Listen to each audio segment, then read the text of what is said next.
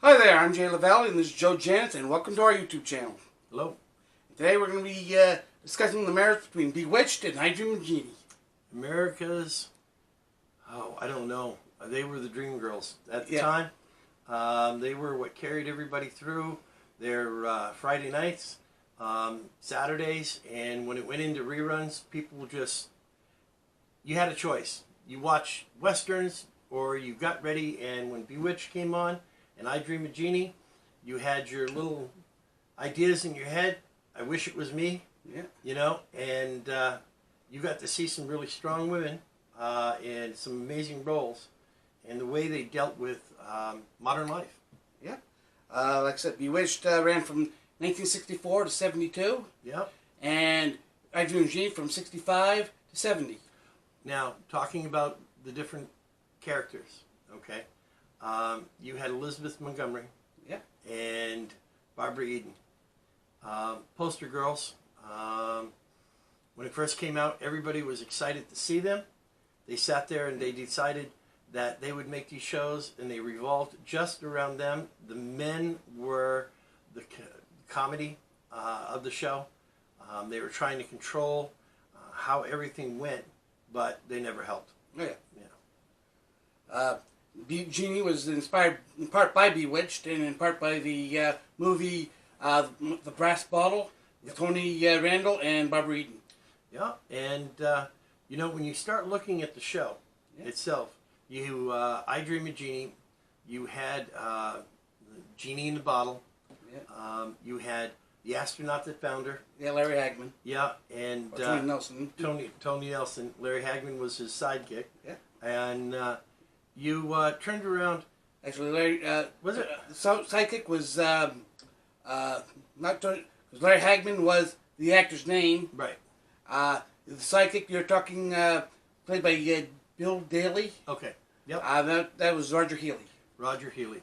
Always wanting to utilize Jeannie's powers. Always wanting to get something for nothing. Yeah. Wanted to exploit the use of having a genie in a bottle. Yep. The shows showed some very unique, creative environments. You got to see inside the genie bottle. Oh, yeah. What life was there. Very 60s layout inside, though. All the pillows, all the round couches depicting the inside of the bottle. You turned around and you had some very unique things going on. Her family came into it. You had assassins. You had, I mean, in the whole series, if you watched it from the beginning to the end, there was so much magic, and they should have been caught so many times, but she was able to blink. Oh, yeah. And she was able to create a fantasy life for everybody that sat down and watched it for the show. Both shows were excellent. Yes. Like I said, both shows had their strong points and their weak points. Like on Bewitched, I always liked Uncle Arthur. Yeah.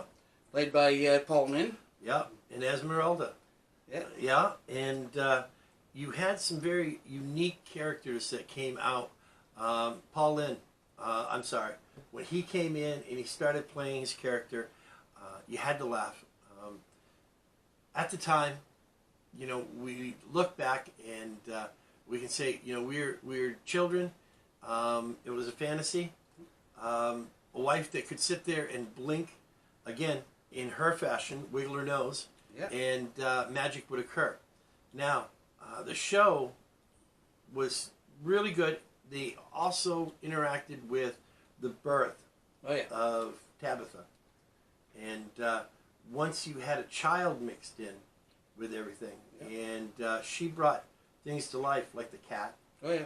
And when she decided that she wanted all her toys floating around her bedroom. Oh, yeah. Yeah. It was something. Oh, yeah. And the thing with Bewitched, they had two Darrens. They did. You have to mention that. Played by Dick Sargent and Dick York. Yep. And that was an odd... It was almost like a reboot. Right. Right. And when they brought the second Darren in, it was noticed, but everybody liked the change because there was a different bit of acting going on. They kind of made it feel like it was the magic or whatever that caused it. Yeah. Unlike where's the monster, the two Marilyns from the Monsters, Yes. where nobody noticed. Nobody noticed. Nobody noticed. I'm sorry to say. At the time, you know, people were they were reacting to the special effects. Right. When we bringing in the monsters for a moment, when the change happened, people were looking at the contrast. You had the different characters. You had a lot of things going on. The same thing happened in I Dream of Jeannie, where she sat there and they wanted the genie to come back, and they came after her because she wasn't supposed to be with a human. Now, that all happening was very similar to a role that they played out with the witches on Bewitched.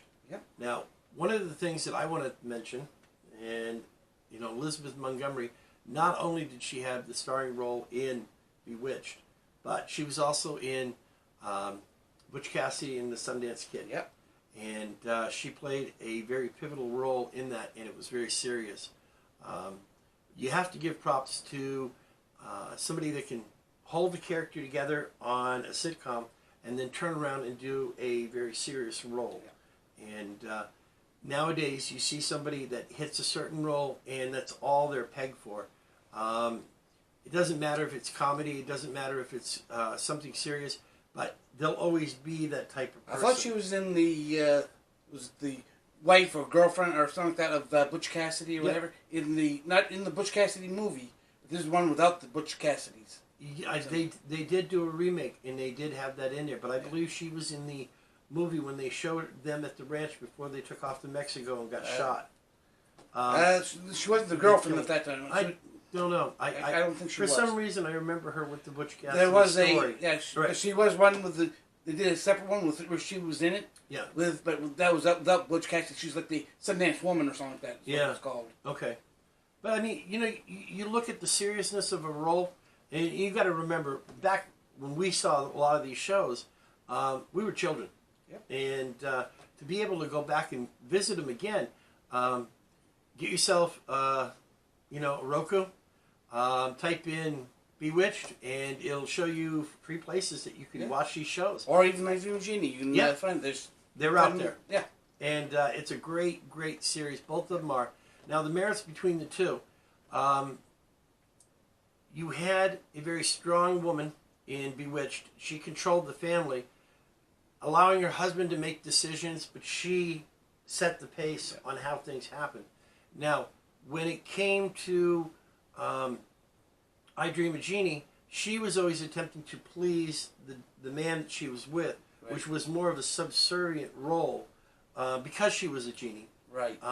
But the problem with that is she showed her independence on making decisions, not knowing how it would affect the rule of people. Right.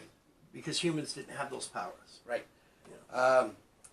As for the downfall on both of them, well, let's start with I Dream of Jeannie. What I feel the downfall for I Dream of Jeannie was the marriage, when they actually got married. Yeah, that was pretty much the end of it. Yeah, that's where it went downhill right then and there. Yeah, it was short-lived. The problem was everybody expected to see something like this happen. It's similar to when Lucy and Ricky on the I Love Lucy show had a child. Yeah. Okay. There's a finale that people bring on. You may have a couple more shows, maybe a season or two, but the comedy is done. Yeah. The storyline changes, and people lose interest, unfortunately. Yeah. And after it was canceled, they made 2 TV movies. Yep. They made the I Dream of Jeannie 15 years later, and I Still Dream of Jeannie. Yep. And you know, there were a lot of posters in bedrooms for young men that had the Farrah Fawcett's. They had the I Dream of Jeannie because she wore that suit. You had Bewitched out there, Elizabeth Montgomery. The problem with the poster girls, unfortunately, that falls aside is when somebody else comes along and it changes. Right. Because I Dream of Jeannie and Bewitched, their fame disappeared when Charlie's Angels came along. And as a side note for the I Dream of Jeannie, Larry Hagman didn't even find out It was canceled until he came back from a vacation. He was in South America. Came back from vacation. He's going to the set to go to his trailer to pick up a few things, and the security guard for the filming place, studio, told him it was canceled. Wow. Now that's rough. That's rough. We look at nowadays, you get a text message, show's canceled, it's over. And you hear about that, and you think, wow, how devastating to have something like that happen. Yeah. But to sit there and come back off vacation and be all ready to go to your show, have this happen. Yeah. Now, Larry Hagman, what role did he have later on in life? J.R. Ewing. Dallas. But that was after he straightened up, because he was known in Malibu for being a little, basically the crazy old man. Crazy old man drank too much. Yeah. Yeah. And unfortunately, that caused problems later on in his life. Yeah. With his liver. He had some bad goings with that. And, fortunately for him, he got a liver. And he was able to do some things after that. But, when you think of how far some of these actors go and where they were and what happens to them, it would be nice to see a show come back. Or I don't want to see a remake of that. I don't want to see them come back 20 years later and, we can't think of anything new and we're going to do I Dream of Jeannie again. No. You can't undo what was done. And there'll be a side, which we'll get to in a minute. And after the downfall for Bewitched. The downfall for Bewitched. I had to do a little research on this because... My feeling was, and a lot of people didn't notice the dare and switch. When you saw the dare and switch, you sat there and go, okay, well, that was early in the show for them to do that. Why?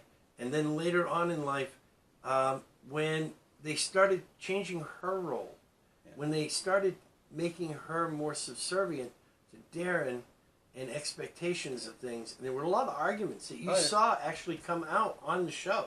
Oh, yeah. And like I said, the problem with the Bewitched, why that went, was I think the stress of running the show for 8 years. Yep. Because got to the point after 8 years, Elizabeth Montgomery wanted out. She wanted a serious role. She wanted to do something else, and unfortunately, she was typecast. Yeah. It was already renewed for season 9 and 10. Yep. And she wanted out, and it was ruining her marriage with the producer. Yep. The showrunner, William, whatever his name was, I can't remember at the time. But it was ruining her marriage, and she wanted out, and so it was canceled. Well, And as a side note, you were mentioning about you don't want to see them doing a rerun or well, they are talking about doing a redo of Bewitched. And it'll probably be Tabitha that runs it this time. No. No? They're going to do it straight up. Yeah, this that's supposed to be. Last I heard was supposed to be two black family, and the whites. They already did a spin-off called Tabitha. If you remember. Yeah, yeah. Now I got to tell you, I got no problem with them doing a remake with the idea of something completely different and looking at it from a different point of view. Do not call it Bewitched. Yeah. Bring it up to be something else. Bring it to something they can own it and they can have it themselves. I don't care who plays the parts. My problem is that Hollywood has run empty of thought. Yep. They only want to remake everything because it was a success then. Let's update it. Let's bring in new special effects. Let's throw it out there and see what sticks. You know what? Hollywood, hear me. Please. Fresh ideas. There is so much going on in this world. You could do shows about anything. And I mean anything. Don't remake everything that you've done before because it devalues what you had and the memory of those actors and what they performed and what they did. I'm sorry. That's like taking a Hitchcock movie that was filmed in black and white and colorizing it because what you've done is destroyed all the work it was done to get that certain lighting on that certain character. These shows, when they first started, okay, Bewitched came out black and white. Okay? And then started black and white. Yeah, and then they colorized them. And when they did, and you saw color on the screen for the first time, you were like, wow, this is fantastic. Because now you can relate the things you're seeing and it isn't all black and white. Yep. And unlike that, the Munsters stayed black and white for a longer period of time since we brought them Oh, yeah. than they needed to. They could have went color at any time, similar to the Addams Family. Yeah. They refused to do it in color, and eventually the studio said you had to, and they did. You know, when you did the remakes, the movies with the Addams Family, all color. You should have done them in black and white. There's an art that was given up. Hollywood, you're destroying memories. Come up with something fresh. Do something new. Yep. Well, that's all we have for today. Get 2 thumbs up. And Great please shows. like and subscribe. And thank you. Thank you very much.